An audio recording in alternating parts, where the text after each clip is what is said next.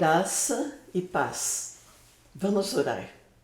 Pai querido, nós te louvamos e agradecemos. E pedimos que o Senhor esteja nos dirigindo, falando para o nosso coração, para que a nossa mensagem, a nossa palavra possa alcançar muitos corações. Pedimos a tua bênção sobre o nosso país também, em nome de Jesus. Amém. Nós pedimos, estamos lembrando que vocês nos ajudem se inscrevendo para que o nosso canal possa alcançar mais pessoas e mais lugares. E também dando o like, né? Gostei ou não gostei. Muito obrigada. Nós estamos no Novo Testamento, nos Evangelhos. Vemos os 3 Evangelhos sinóticos, Mateus, Marcos e Lucas. Eles têm a mesma perspectiva, falam de Jesus, o nascimento, o ministério, a crucificação e a ressurreição. Foram escritos Mateus para os judeus, Marcos para os romanos e Lucas para os gregos e todos os gentios. O ministério dos 3 sinóticos vão passar na Galileia, principalmente na Galileia. Narram os milagres, as parábolas e as mensagens de Jesus. Então, os sinóticos, Jesus em ação. E o João agora, o 4º evangelho, que é chamado Evangelho Universal. Jesus é apresentado como Filho de Deus. E a mensagem é para todos os homens, porque todos pecaram. Então, para os judeus e para os gentios também. É o evangelho mais teológico, mais lido, mais usado em campanhas e também em folhetos. Talvez seja também o mais complexo. E esse ministério de João vai passar a maioria na Judéia. E quando ele estava na Galiléia, algumas viagens que Jesus fez para Jerusalém, então vão estar também no Evangelho de João. Ele vai falar dos discursos mais profundos, abstratos, conversas, orações. João retrata Jesus em meditação, em comunhão. E vai passar quase que todo ele na última semana ou nos últimos dias de Jesus em Jerusalém, antes da crucificação. 90% do Evangelho de João não aparece nos sinóticos. Então vale a pena a gente ler os sinóticos juntos e agora ler então João. O autor do Evangelho é João, apóstolo, ele vai ser apóstolo. E ele mesmo diz que é João, o discípulo amado, filho de Zebedeu e Salomé. Alguns estudiosos acham que Salomé era irmã de Maria, a mãe de Jesus. João, o irmão de Tiago. Eles eram empresários da pesca. E João vai fazer parte daquele grupo íntimo de Jesus. Jesus fala de 70 discípulos, 12 apóstolos e sempre perto dele, mais perto, estão os 3, Pedro, Tiago e João. Na transfiguração, os 3 estão lá com Jesus no monte, na ressurreição da filha de Jairo e no Getsêmani. São os 3 que vão mais profundo com Jesus, na agonia de Jesus. João permanece na crucificação de Jesus. Só ele e Pedro estão ali na crucificação. A ele, Jesus confiou a mãe dele, porque o Pedro negou e desapareceu da presença de Jesus. E João permaneceu. E Jesus então diz: eis aí a tua mãe, eis aí o teu filho. Ele se tornou líder da igreja em Jerusalém, depois da crucificação, depois de Pentecostes. e companheiro de Pedro no ministério. Ele foi pastor da igreja de Éfeso, uma cidade importante que cresceu muito, e ele foi pastor ali. Ali ele escreveu o Evangelho de João e também 3 cartas. Ele foi exilado, ordem do imperador, e na ilha de Patmos. E ali ele teve a grande revelação de Apocalipse, que então os livros que ele escreveu, o Evangelho, as 3 cartas e Apocalipse. Ele era o mais novo dos apóstolos e o único que sobreviveu. Todos eles, antes de 70, quando houve a invasão, eles já tinham sido mortos, martirizados. Só João alcançou a velhice mesmo. Dizem que ele foi colocado numa tina de óleo fervendo e ele sobreviveu. E é outro também fato que falo dele, que muito velhinho, lá na igreja de Éfeso, porque ele voltou para lá, diz que levavam ele lá na frente e o sermão dele era este: filhinhos, amai-vos uns aos outros. Filhinhos, amai-vos uns aos outros. Muito bem, já vimos o autor, agora vamos ver o evangelho que ele escreveu. No evangelho, a palavra-chave é crer. Tudo o que acontece é para que eles crescem, para que fossem salvos. Aqueles que ouvissem, aqueles que seguissem a Jesus. Lá em João, lá no final do livro, capítulo 20, versículo 31, João diz que Jesus fez muitos milagres, não dava para pôr em livros, mas estes milagres foram registrados para que vocês creiam que Jesus é o Cristo, é o Filho de Deus, e para que, crendo, tenham a vida em seu nome. Crer e ter vida, ser salvo. E Nicodemos, lá no capítulo 3, ele vai dizer assim: ninguém pode fazer estes sinais que o Senhor faz se Deus não estiver com ele. Os sinais aqui são os milagres. Então, em João, ele vai falar 7 milagres. Sempre há o número 7, dizem que é o número da perfeição. Então, muitos milagres ele fez, muitos sinais, mas ele vai registrar 7.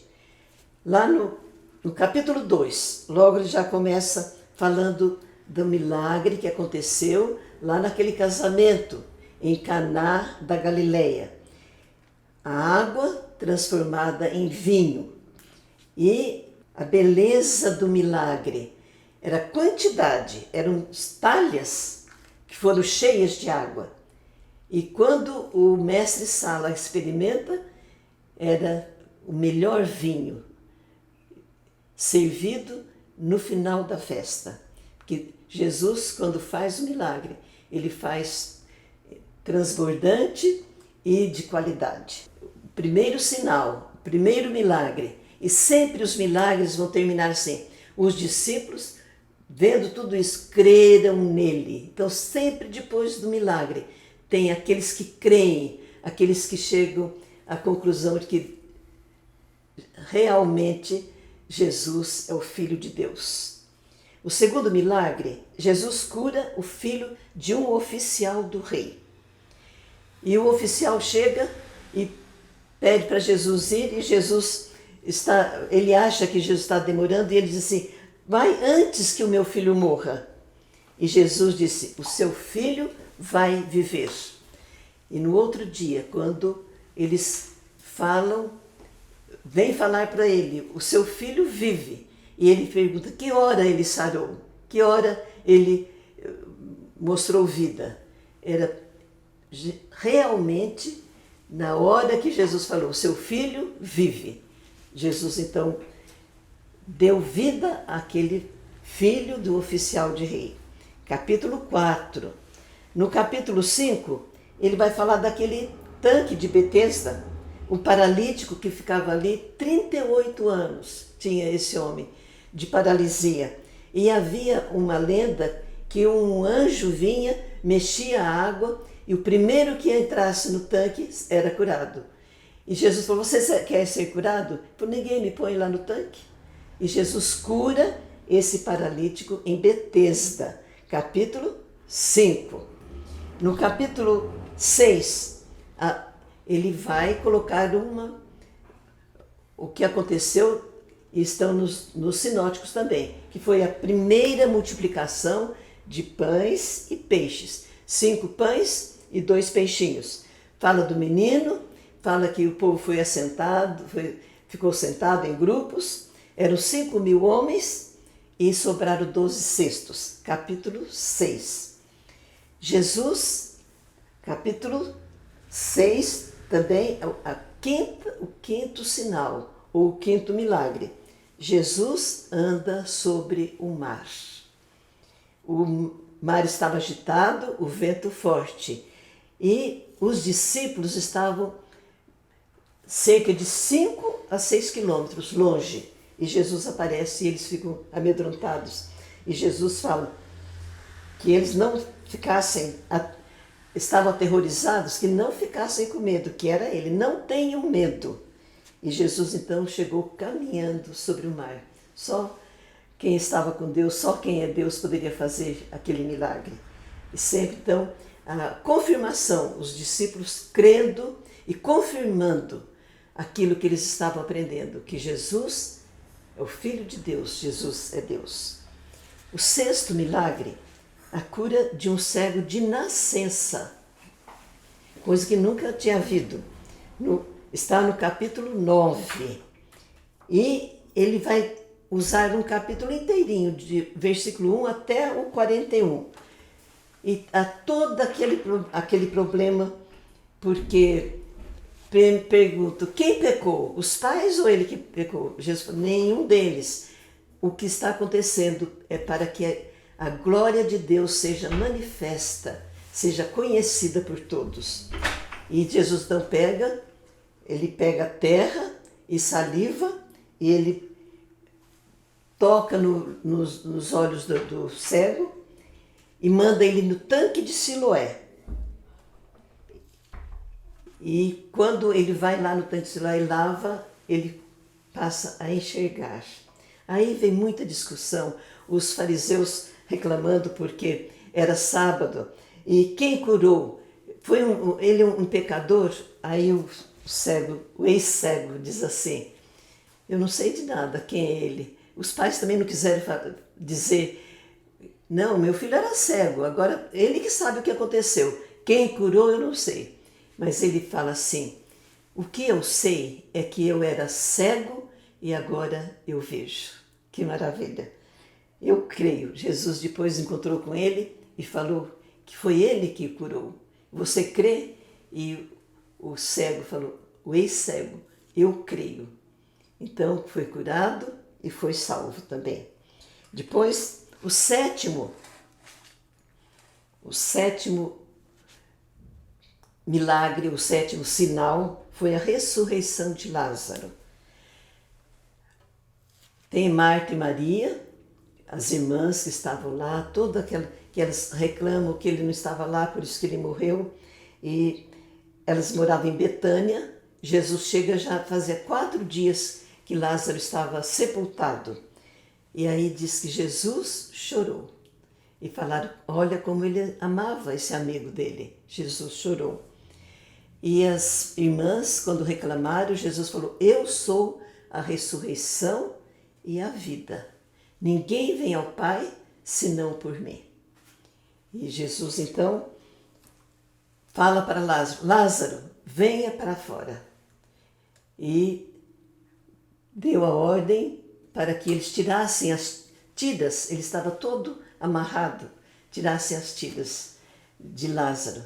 E houve então aquela manifestação do poder de Deus através de Jesus. Jesus agradeceu porque Deus confirmou aquilo que ele pediu. E Lázaro foi